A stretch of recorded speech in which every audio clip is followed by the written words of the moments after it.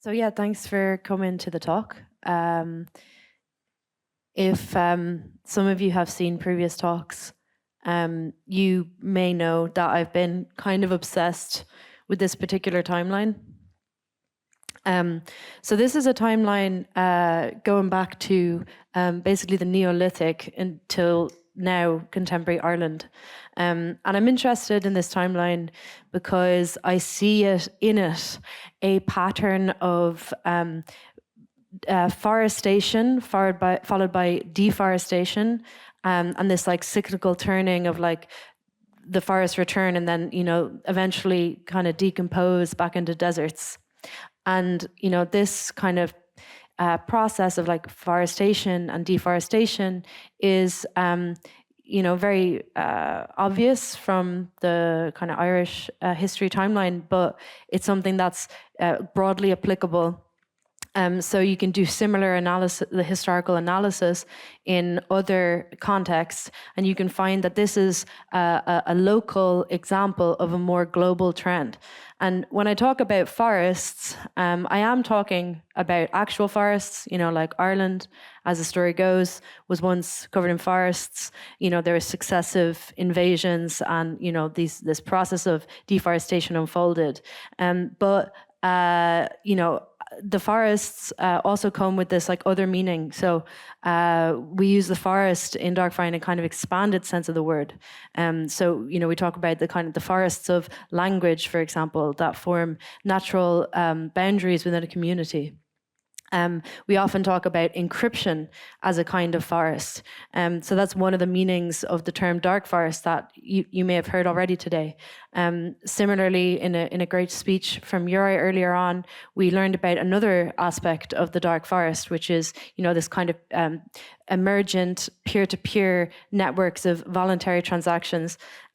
So, you know, these are the different senses of the forest. I've been specifically interested in this notion of forest as a form of encryption, and that encryption creates forests in the sense that communities are defined by their secrets, and in some ways, you know, actually formed by them.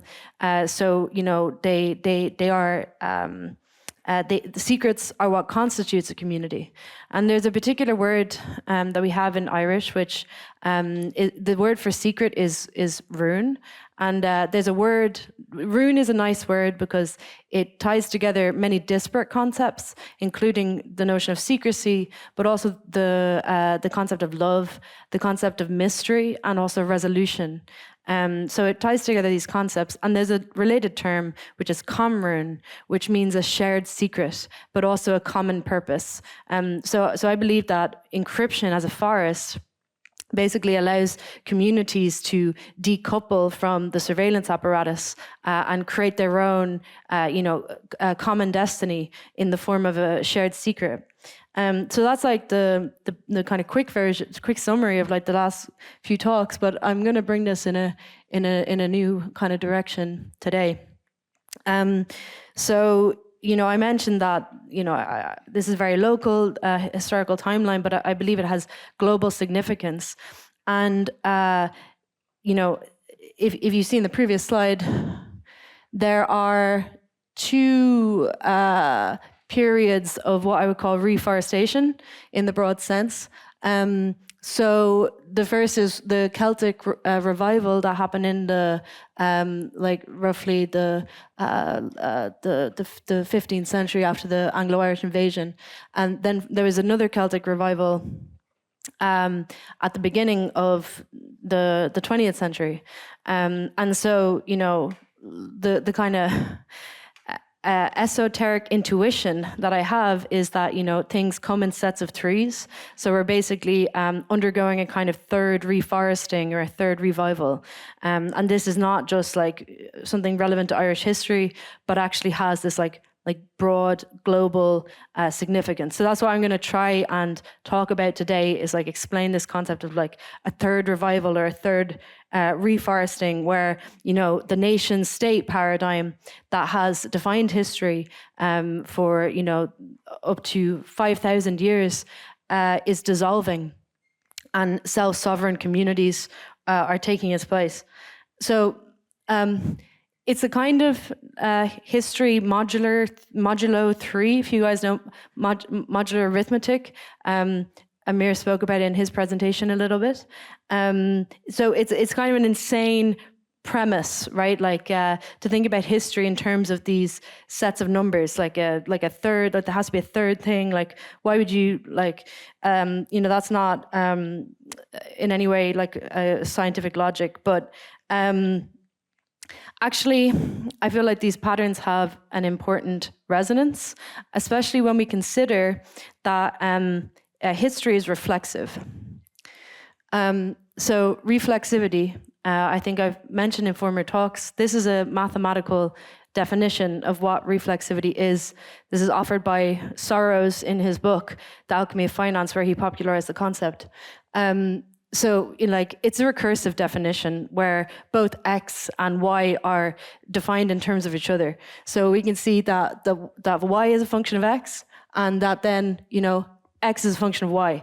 So you have this like nested interaction where, they're kind of defining each other, which creates these slippery non-causal logics. And that's the basic mathematical definition of recursivity. But Soros made it very practical in his book, where he gave it a economic kind of grounding. So he said these feedback loops, this recursivity, is present in trading, where we have these kind of cycles of like, for example, specifically described here, where between what he called like perception and reality. So reality is influencing perceptions, and perceptions are also creating reality. So you have this strange non-causal feedback. And, when it comes to prices, it basically means you get these kind of runaway hype cycles where, for example, the example is Bitcoin. The more people that are like into Bitcoin, the more they kind of meme that people buy it, that it leads to a price increase, which again encourages more people to buy, and you get these bull market cycles basically. And the same is true in the inverse, where you have these bear market conditions where, the more kind of FUD is spreading, it creates more FUD, there's sell-offs, the FUD intensifies. So we have these kind of feedback cycles in markets, but they're broadly applicable in many areas of human society and in nature as well. So what happens with reflexivity is that the further away we get from empirically verifiable information, the more kind of reflexive and strange things become.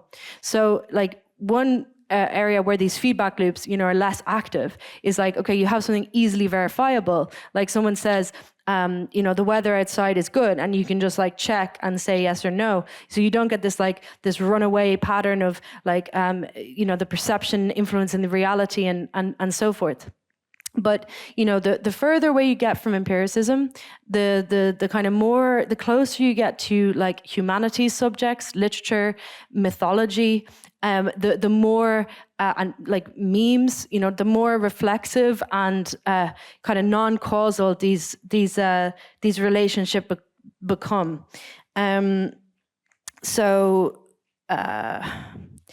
What's interesting is that Soros identified that this could be the cause of like some kind of a dialectic process in history, which, to harken back to Amir's presentation, he spoke about these cyclical patterns.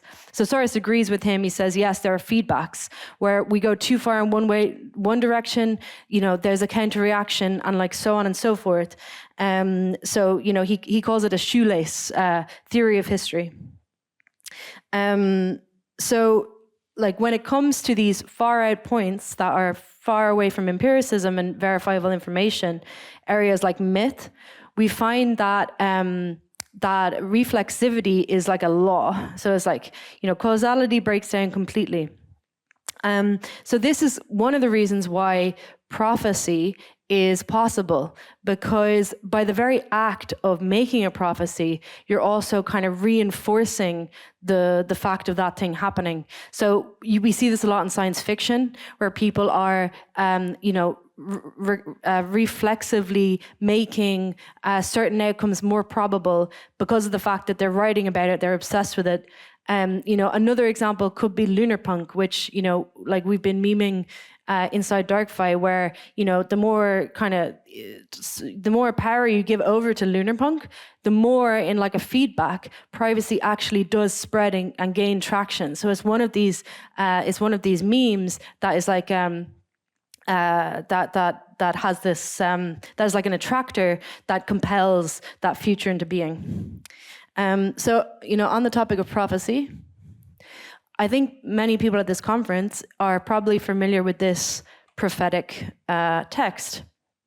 So this was a text, The Sovereign Individual, written in the 90s, where it kind of lays out a thesis for why this millennial transition, which is ongoing, is a fundamental change in epoch from like the civilizations that have existed previously. And they make this strange remark in one of the opening chapters where they say, "We are haunted by this strange fact that the final decade of each century, divisible by 5, has marked a profound transition in Western civilization, a pattern of death and rebirth that marks new phases of social organization in much the same way that death and birth delineate the cycle of human generations." So this is a kind of history mod 5, or like 499. We chose that number because it's a prime number. And some of you may know that if you do modular arithmetic on prime numbers, you actually create finite fields, which are relevant for cryptography, and we use them a lot. So they also had this concept of like, these kind of like this numerology like within history. This is a timeline presented by the Sovereign Individual book. So they kind of say, these are important events divisible by 5. We have early Greek democracy coming about 500 years before Christ. We have the birth of Christ himself. So there's like that. After that, there's like a period of flourishing in ancient Greece. Then you have the birth of Christ. 500 years after that, the Roman era comes to an end. It creates a new forms of society. It's replaced by feudal structures, which themselves decompose until you have this like neo-nation state era, which emerges from the ashes of feudalism. And so that's their kind of history mod 5 that is interesting. I mean, I think it's a bit limited as a timeline because it doesn't go far enough back, and it's also it's like a Western specific historical timeline. It's not a global, but the reason why they say this is because they make a particular argument where they say these portions of history, like the year 500 or the year 1000, they are important to human society in the same way that like the number 20,000 is important within Bitcoin trading. It's like these are kind of psychological barriers within history. And so what happens around these moments is there's such an expectation of some kind of transition that it actually memes that transition into being.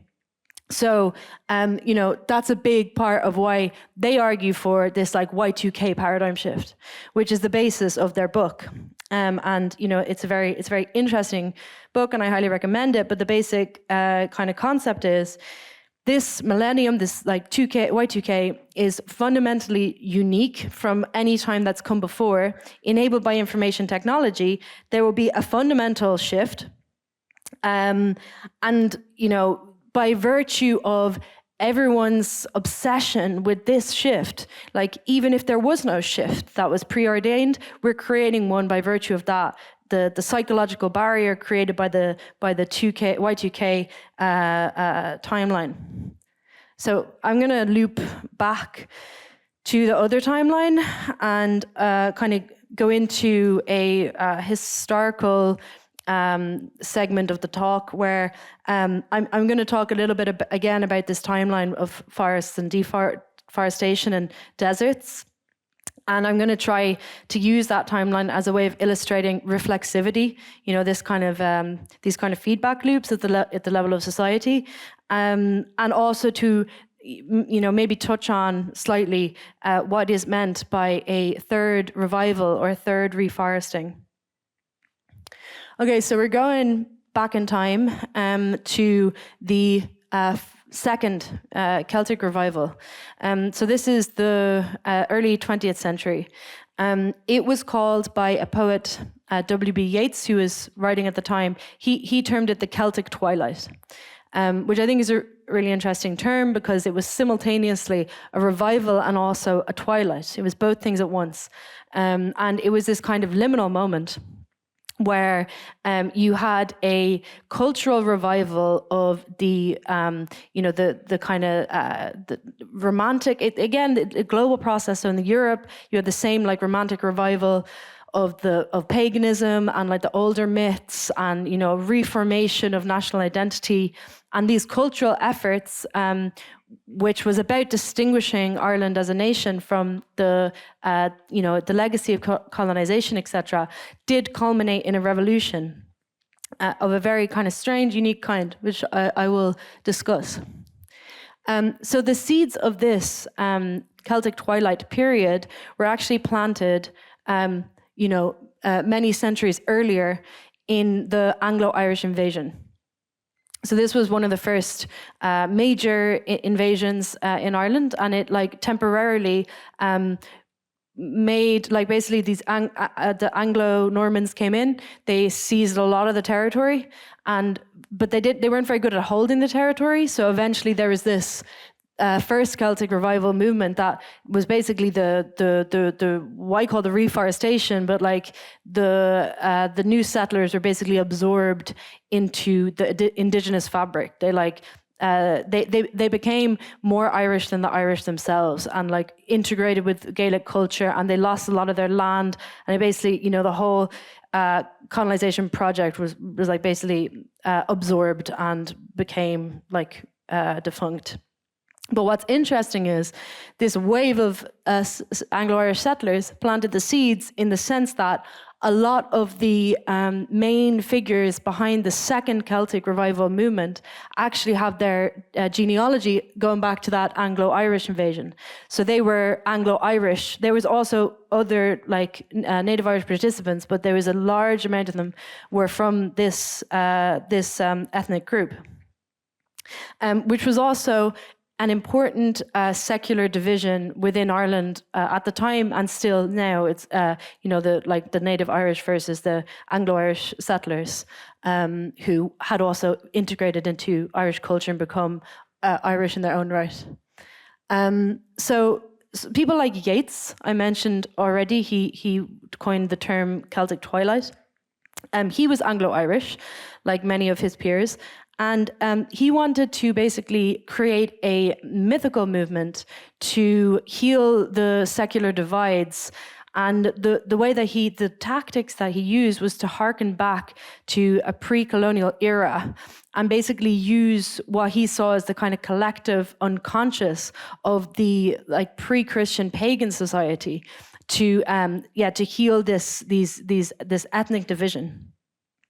So he thought that the pagan past could help form an alliance across these divides that had emerged as a result of colonialism, seeking unity in these kind of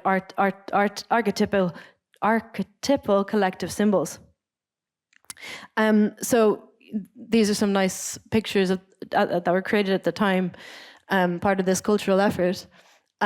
So one of the myths that Yeats kind of conjured was that of the Celtic sovereignty goddess.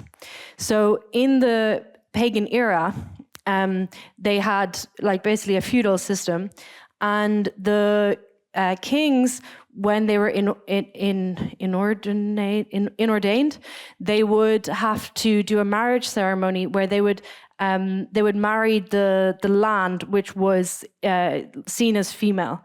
So Ireland as a place was like the embodiment, or like as a what do you call it?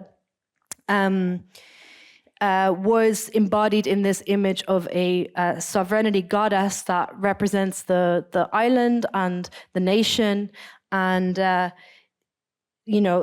king marries with her and marries with the land, and the king is the sovereign over the land, but he's always subordinate to this sovereignty goddess that represents the land itself.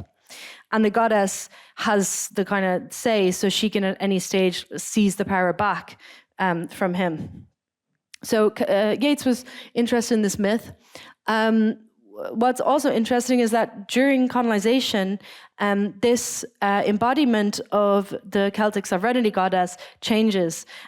So the goddess starts to be depicted as this like homeless old woman who's like been abused and victimized, and she's like old and decrepit and like traumatized. So you have this kind of shift from being this like beautiful, self-sovereign, powerful figure to this like a wounded older woman. So that's just a poster from the time, which illustrates like both depictions of Ireland, basically.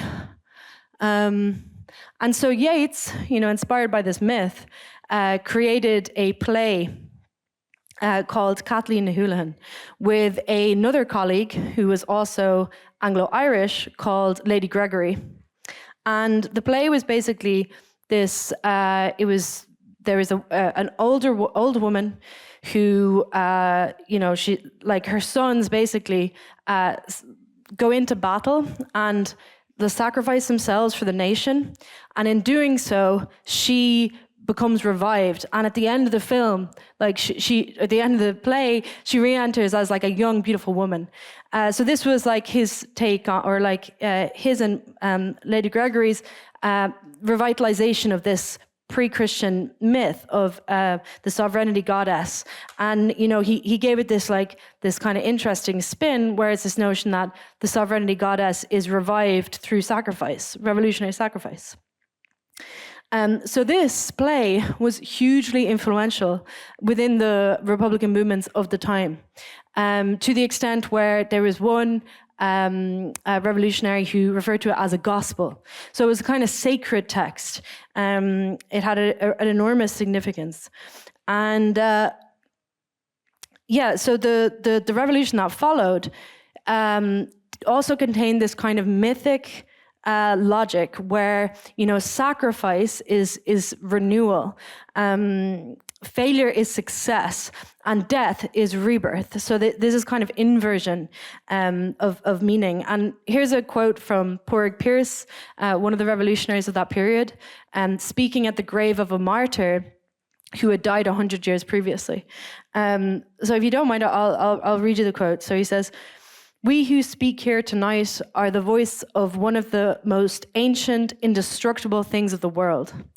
We are the voice of an empire which is older than any empire. We are the voice of an idea which is older than any empire and will outlast every empire. We and ours, the inheritors of that idea, have been at age-long war with one of the most powerful empires that have ever been built up upon the earth. And that empire will pass before we will pass. We are older than England and we are stronger than England. In every generation, we have renewed the struggle, and so it shall be unto the end. When England thinks she has trampled out our battle in blood, some brave man rises and rallies us again. When England thinks she has purchased us with a bribe, some good man redeems us by a sacrifice." So I like this quote because you can see that there's this, this very ancient kind of mythic logic at play here, and you can see these kind of these inversions where, that I spoke about previously, where death is simultaneous with rebirth, and sacrifice with the notion of renewal. So this was the kind of stuff that people were talking about at the time. And when they did an armed uprising in 3 years after he said that in 1916, I believe that they went into that knowing that they would fail. So all of the revolutionaries that took part in that were assassinated. Pádraig Pearse, the guy who said that speech before, that I mentioned before, in his final day before his execution, he wrote a poem comparing himself to Christ.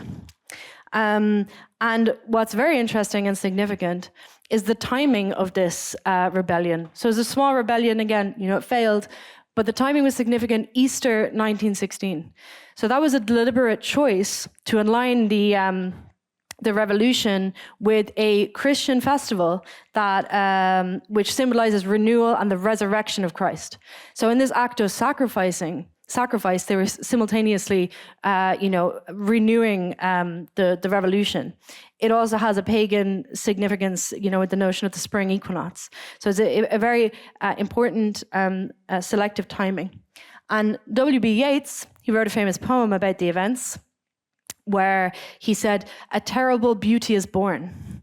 That's the most famous version of that line, but I think what's even more interesting is the words that he wrote to Lady Gregory directly after the event happened, where he said, "A terrible beauty is born again," which I think is very significant. Okay, so I'll just mention that, Yeats, I went a bit fast. Yeats felt very guilty about his role in the Rising and the fact that he'd created this mythic-inspired meme that, spawned a revolution. And, he spent a lot of his later life repenting for that and kind of feeling guilty that the fiction that he had created had indeed become real and, that in some ways the prophecy had been fulfilled. But, I see this as an act of revolutionary invocation that is basically still sending shockwaves today. So Ernst Jünger, he has a really good book called The Forest Passage, which I think helps us understand a little bit better what's going on here. So Jünger says, myth is not prehistory. It is timeless reality which repeats itself in history. So he basically says that symbols and myths repeat in a mythic time which is outside of time.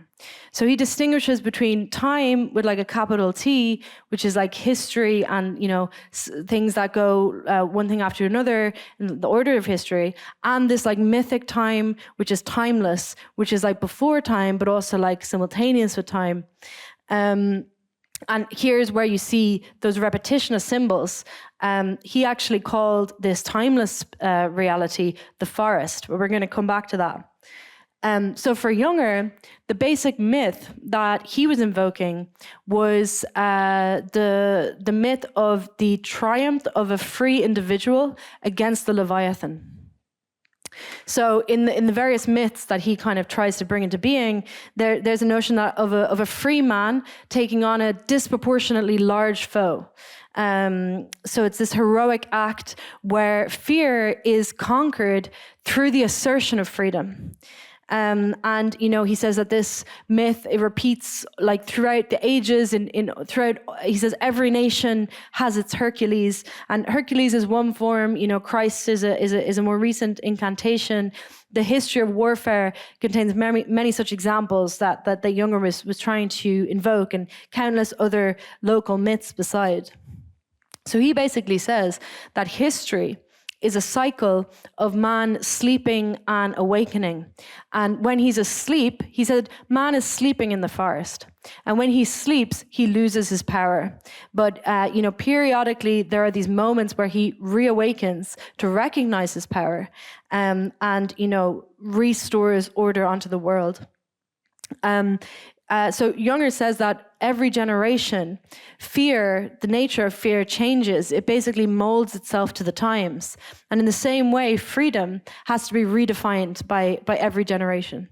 And we see this heroic myth of the disproportionately small overcoming this Leviathan, repeating again and again in different ways across the generations. So Jünger invokes these two symbols. He says the ship represents being in time, the forest supratemporal being. So this is, I kind of mentioned this notion of the two kinds of time. One, which is like timeless reality, the mythic time where symbols are repeating, and the other, which is this notion of the ship. And the ship for Junger is like, it means time. It also means technology, the Leviathan. It's kind of like what in lunarpunk vocabulary we would call deserts. And, I think what's really interesting, and the reason why I'm talking about Junger, one of the reasons, is that, both lunarpunk and Junger kind of converge on this shared symbol of the forest. That's just another example of how when it comes to the level of kind of myths and memes and symbolism, causality breaks down, and the lines of influence are like no longer clear. So there's like this recursive kind of coming together onto the same meme, and not just in terms of symbolism, like this notion of the forest and against the ship, but also at the level of tactics. So Junger also talks about like the ship as being this like gigantic kind of mega machine, and the forest rebel, who is like, situated outside of time, who has this like spiritual rootedness and freedom that like he can exist inside the ship and still be in contact with the forest. That this free individual is able to break the complexity of the mega machine through simple tactics, which again resonates with the cypherpunk and the lunarpunk narrative, which is about using the simple techniques of encryption to render the complexity of surveillance apparatus obsolete.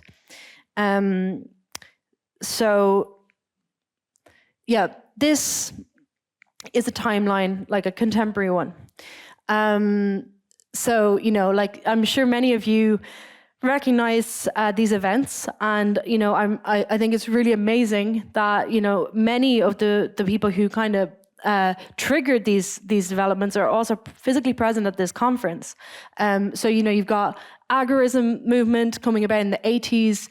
You've got the birth of ZK, the birth of free software in Linux. You've got the sovereign individual being written, which kind of saw in advance. It predicted cryptocurrency and many other things besides. The cypherpunk movement. You have democratic modernity being formalized for the first time. Non-state philosophies that are assembling. And, you have torrents, etc., WikiLeaks, Bitcoin itself, Tor browser. You have non-state experimentations cropping up in the Middle East. The release of the Liberator pistol, the first ZK implementations, the FGC9. And now, like the kind of cusp that we're on at the moment is this new wave of anonymous peer-to-peer technologies, which, I genuinely believe will reconfigure the horizon of the possible and usher in like a new age of self-sovereign communities. So this is like the optimistic timeline. And when I look at this timeline, I wonder, thinking back to those revolutionary movements of the 20th century, whether it was in fact possible for them to really complete the revolution inside the timeline that they were in, and like maybe the new timeline that we've entered in this paranoid way, the kind of third revival, the third reforesting, or the Y2K paradigm shift, maybe now the true revolution is possible. At the same moment though, oops, sorry, wrong direction. At the same moment, we have this shadow timeline. That's simultaneous with the other timeline, right? So we have, Linux and free software and ZK and non-states and everything like that. At the same moment, we have the ever-encroaching overexpansion of financial surveillance and regulation. We have the advent of Google ad money, like basically surveillance as a business model. We, at the same time, we have these like progressive innovations. We also have this backlash. We've got the imprisonment of Ross, the imprisonment of Assange, the Tornado Cash OFAC sanctions, and also the nature of warfare has changed dramatically in the last few decades. So, we have now listed on this timeline the development of the drones, which completely changed the tide of the conflict against non-state civilizations in Rojava, but also in many conflicts besides. And now more recently we're beginning to see fully automated drone weaponry. So we have this simultaneous thing where on the one hand, the revolution is like more tangible, more possible, and more enabled by technology than ever before. And yet, this shadow exists. And so I see it as a kind of liminal period, similar to what was mentioned before in the Celtic twilight, right? It's a liminal combined phase where we have the aspects of both. It's a kind of turn where like a new cycle is beginning, and this puts us in great personal danger. But it also means that we have a powerful destiny to inaugurate this new paradigm. Whoops. So now going to get more kind of practical. This is DarkFi's. This is a DarkFi roadmap. So current stage, we're at the. So in 2021, to go back a bit, we made the pre-alpha prototype where we had like basic transactions, anonymous transactions implemented. So, feature parity with something like Monero or Zcash. 2022, last year, HCPP, we announced the anonymous DAO and the anon OTC. For those who saw that presentation, that version was it was like a demo proof of concept. Since then, we've actually, fully deployed a testnet and integrated those apps onto the testnet as well. So that's the first testnet. It's an alpha testnet. We've also released the more advanced versions of our coordination tooling, the chat app, and the tasks. So, going into next year, the plan is to deploy first, hopefully this year, the testnet beta, which is the same pretty much as what we have, but much more finished and finalized. And also we're changing the consensus algorithm. So in the very first testnet that we made, it was a proof of stake algorithm based on Ouroboros Crypsinus. We're now putting that aside, and we're going to start off with a random X CPU mining algorithm for the first couple years, and then at some point we're going to migrate to proof of stake. So that's kind of where we're at. You can see also next year we have a bunch of apps that are in research stage. Amir showed a few of them. The dark pools and the marketplace primitives. So we're planning to slowly deploy these as well, but for now our main focus is shipping the mainnet. So this is the DarkFi release cycle. You can see that in DarkFi development there are these cyclical periods which get smaller and smaller over time. So, first basically is alpha, it's like risky, it's like research based. Then we start to optimize and, we're still like improving, introducing features. D2 is like improving, stabilizing. We're not really introducing new stuff. We're starting to slow down the level of innovation, and we're just like stabilizing the current thing. And then, we transition to there's no features, it's just bug fixing. And, that's what, eventually brings us to the release phase. In terms of our current status, we're kind of in two phases at once, where we are in the kind of in the short term, we're kind of between Decon 2 and Decon 3 in terms of where we're at right now.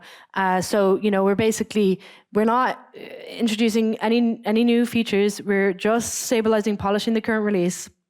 And we're trying our best to get to mainnet, but it's coming together. So in conclusion, I would like to leave you with another kind of Jungarian insight, which is like he brings up this myth of Dionysus, where he's talking about the forest and the ship, and he says like these symbols, like they're very disparate. They like how do we find coherence between them? They're so far apart. He says, well, actually, those symbols have already converged in myth before. So he brings up the myth of Dionysus, where he's kidnapped by pirates, and Dionysus summons a forest to take over. He's on a ship with pirates to take over the mast, and everything becomes wrapped in ivy. And the pirates get turned into dolphins, and a tiger leaps out from the thicket, and attacks them. And so. I think that's kind of where we're at the moment. The ship is breaking down. The forests are entangling the masts. This is the twilight of the nation-state era and the birth of the third reforesting. So let there be dark. Thank you.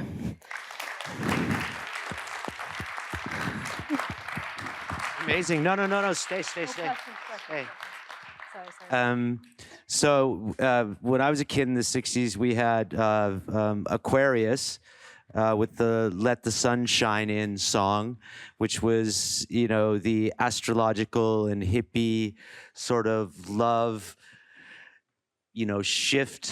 shifting paradigm where female energy would become more prominent, and it's also present in this cycle. And you're using also the male-female, I think, a bit in the lunar punk and solar punk narrative. My question is, do we need more women in crypto? I mean, seriously, because... Yeah, so I mean, I'm not like personally working on that problem, but like that's a problem which, some like friends. I do have some friends that are more kind of focused on this, and the basic issue is that women in the West specifically are like. Oftentimes lack technical education. So when they do come into crypto, and many of them do, like I think there's more women in crypto than we give credit for, but when they do come in, they're not involved in a technical sense, which I think is also very problematic, and kind of harkens back to these like national state armies, which are male only, and it creates the same problems that you have in like a military context as you would have in a software context. So I do think it's a real issue. I think it's like, one part of is like creating education and trying to offering training for women. That's something like we would really like to do at some point, but we're under-resourced. But at some point, I think that would be that's a good approach. Pretty much, that's a resounding yes. Okay, so do we have any questions for Rose from the audience? Mm-hmm.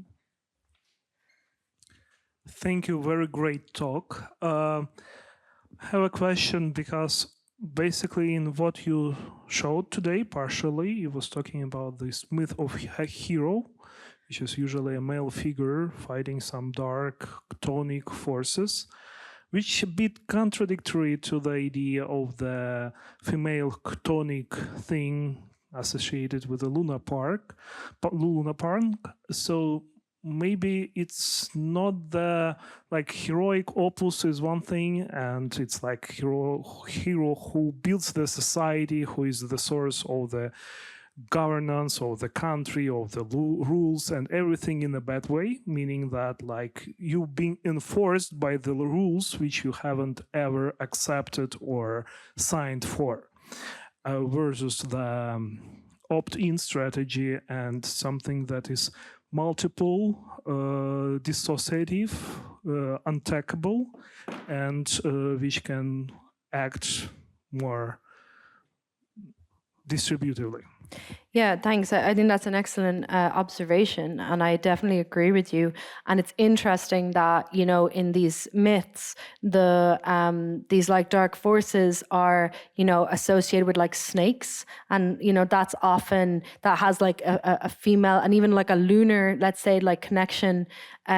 So you know, it's a really valid point, and by bringing it up here, I'm not necessarily trying to completely justify it, but more kind of take into account the relevance that these kinds of myths have had on our movement and on cypherpunk, where like I recently read this book, The Forest Passage from Younger, which is written in the 50s, and I was like, wow, this is like I didn't realize that cypherpunk goes back to the 50s, but like this is like a cypherpunk text, and in it, you know, it's very much this this notion of like the free individual triumphed against this Leviathan figure.